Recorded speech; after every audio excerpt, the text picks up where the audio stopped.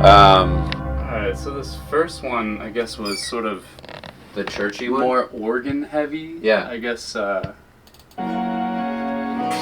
dirge. It's kind of a wedding. Sounds it wedding-y. does feel a bit, yeah. We're like, now be seated. Okay.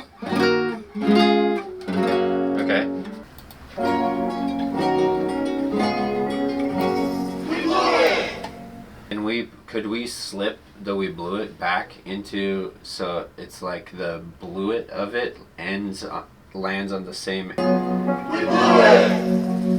Yeah, I like that. If it's okay with you. Yeah, that's cool. I'll export.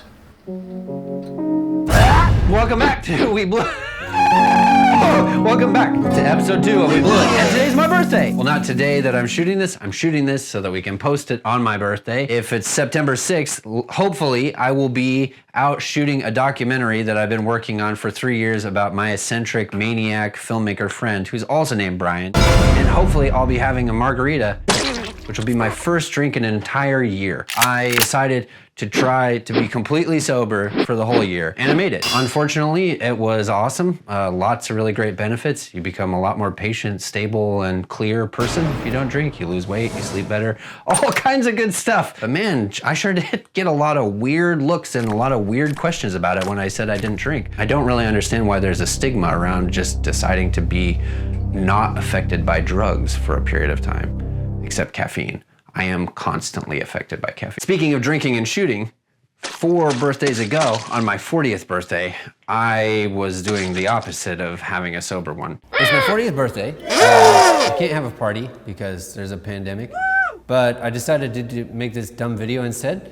The concept of which was me trying to explain 40 creative concepts in 40 minutes while drinking 40s on my 40th birthday. We tried to do one continuous shot where I ran around and found these note cards that had concepts on them and explained them while all this other chaotic stuff was happening around me. If I can't make it through all of them, then Steph is gonna cut my mullet off right at 40 minutes. So there was a period of time in my life where I was a paid, like, non-ironic motivational speaker. What I was trying to do with these note cards was to say, after going to all these conferences, after speaking about this stuff myself and hearing other great speakers and not so great speakers talk about these different things, here were 40 things that, even though I've heard them a lot and thought about them a lot, they still rang true to me. Inherently, work in a way sucks. If you can push through embarrassment and actually just enjoy it, there's a level of freedom to be had there. Fame is not something that people should strive for. Anyway, we filmed it, we shot the thing,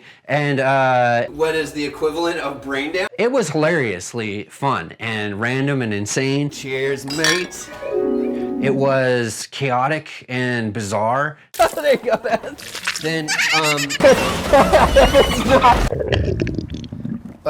it was mostly just a very, very elaborate drinking game for me and my buddies to do on my birthday. But it was good enough that I got creatively attached to trying to make it fully good. Unbelievable! Which is our process with everything that we do. We try to take it to the fullest extent, which they did. There was a graphics pass. I'm sorry, I have to blow my nose. Really funny, like, banners that came up with stupid shit on them. No big deal.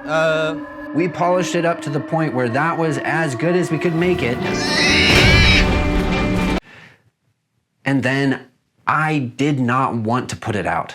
When I watched it back, it made me feel like, who are you to be able to just say these things broadly to all people? You know, to anyone and everyone who tunes in. Here are true things about creativity. It's like, who the hell am I to say that? The Cobra, yeah, might as well.